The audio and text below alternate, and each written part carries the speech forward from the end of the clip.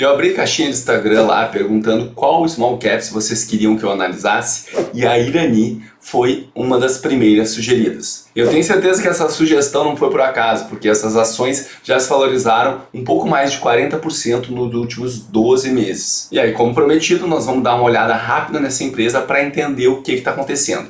Bem-vindos a Investir é Preciso, meu nome é Felipe Carvalho. Esse vídeo faz parte de uma série, de uma playlist que eu montei aqui, que eu vou deixar aparecendo agora, onde eu estou fazendo um vídeo sobre todas as empresas que fazem parte do índice Small Caps. Então, se tu tem interesse em conhecer mais sobre essas empresas, clica no link que vai estar aparecendo na tela em algum momento e depois tu pode assistir esses outros vídeos. Mas vamos focar agora o vídeo sobre a Irani. Primeiro passo para entender uma empresa é entender o que ela faz, como que ela ganha dinheiro. E olhando aqui o formulário de referência, fica bem claro que é uma empresa focada na produção de papel para embalagens, como sacola, saco para pães, sacos industriais. Ela é bastante forte no segmento alimentício, são os principais clientes dela. E ela também produz embalagens de papelão. Vamos olhar aqui no site Status Invest e entender um pouquinho mais sobre essa empresa. Aqui, como eu já falei, ela se valorizou quase 41% em 12 meses. Vamos dar uma olhada na receita e no lucro dessa empresa ao longo do tempo. Quando a gente pega aqui a receita, a gente vê que a receita vinha crescendo numa velocidade não tão grande. Aqui a receita praticamente ficou mais ou menos nos mesmos patamares e agora, nos últimos anos, realmente a empresa tem crescido de forma mais rápida, o que justifica aquela cotação que também cresceu bastante nos últimos 12 meses. E a gente vê aqui que mais ou menos a partir de 2019 a empresa começou a entregar um crescimento mais acelerado. E olhando aqui no formulário de referência, a gente pode ver que os três segmentos de negócio, sendo que o negócio de resinas não é tão representativo dentro da empresa, eles tiveram um crescimento ali, ó, desde 2019 até 2021.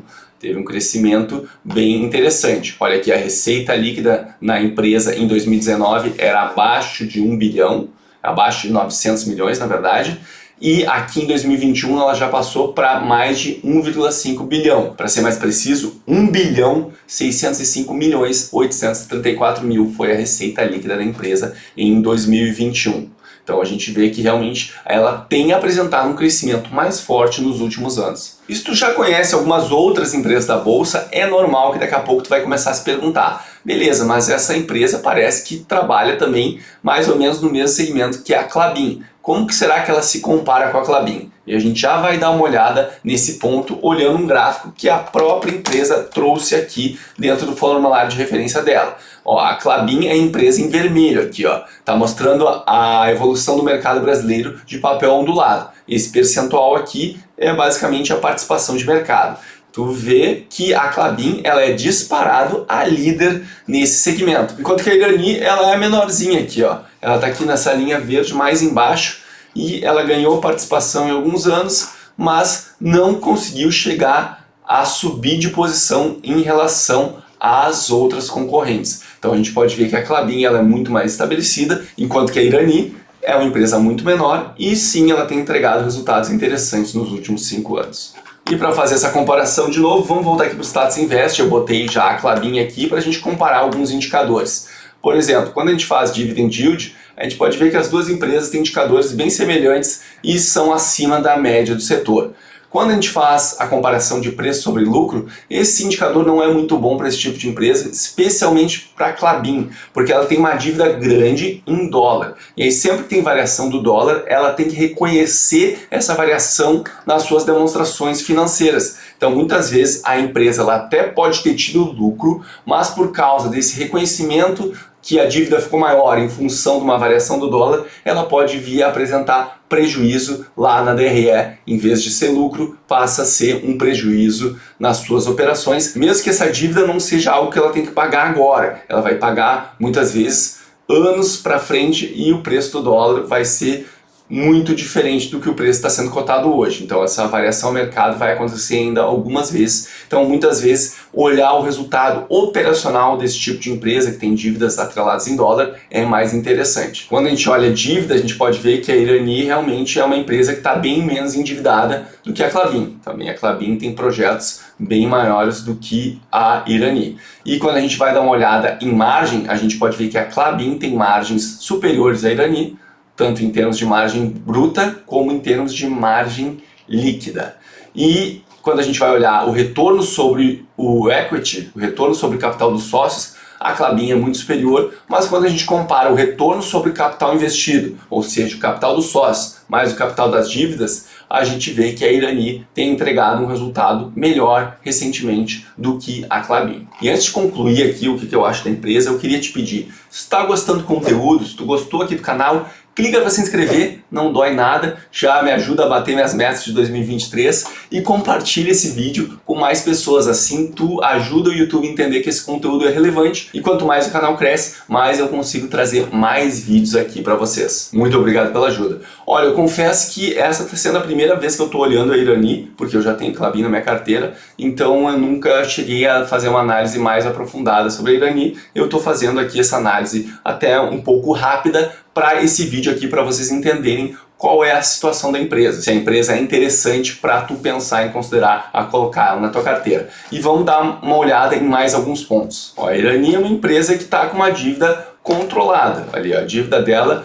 se a gente fizer a dívida líquida sobre o EBITDA, dívida bruta é quanto a empresa tem de dívida. Dívida líquida é o valor da dívida bruta, e aí diminui o valor que a empresa tem em caixa, tem disponibilidades, tem guardado no banco, um valor que facilmente a empresa poderia sacar, caso ela quisesse, e pagar essa dívida. Embora muitas vezes isso não seja interessante, porque a empresa, por ser uma empresa grande, todas as empresas que são na bolsa são empresas grandes, algumas maiores que outras, no caso aqui a Irani é uma small caps, então ela é menor do que outras empresas, mas ainda assim é uma empresa grande. Elas conseguem captar dinheiro a taxas menores do que elas conseguem de retorno nos seus projetos. Então vale a pena ela manter essa dívida, ela não quitar essa dívida de uma vez. E isso é o que eu quero dizer quando a gente fala de dívida líquida. E a EBITDA ali é uma aproximação do resultado operacional, então está mostrando ali que a dívida líquida dela, se ela tivesse dois resultados operacionais igual ao que ela teve ali no terceiro trimestre de 2022, ela poderia já pagar toda essa dívida dela. Então é uma dívida bastante tranquila e a gente vê também aqui que ela é em moeda nacional, então não tem o risco de variação cambial, como seria mais no caso da Klabin.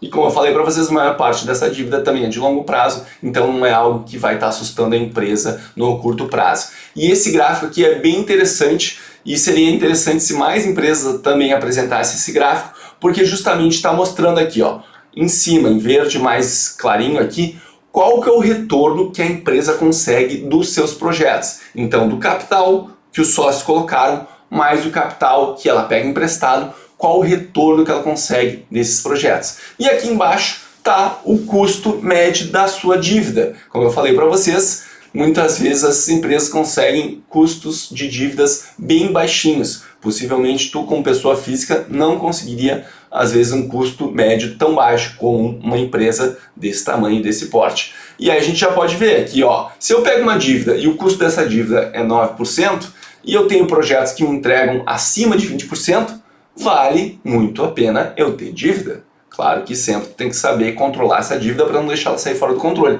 Mas aqui está mostrando que a empresa consegue entregar retorno com os seus projetos. E ela também tem uma outra forma de entregar retorno para o seu acionista. Ela iniciou um programa de recompra de ações e que, se for totalmente exercido, vai representar 10% de todas as ações ordinárias emitidas pela empresa. Então é uma quantidade relevante. E esse programa, até ali 2022, quando essa apresentação foi feita, só tinha sido recomprado em torno de 10% desse limite que eu falei, que é 10% de todas as ações. Então ainda tem bastante espaço para ser feita recompra de ações caso a empresa assim decida. E isso acaba fazendo com que o retorno do acionista seja maior. Porque se tem menos ações em circulação, se elas forem canceladas, como algumas foram aqui, tem menos ações para ser distribuída os lucros, os proventos, os dividendos. Então é uma forma também de remunerar os investidores da empresa quando uma empresa faz recompra de ações. E isso acaba gerando valor para o acionista,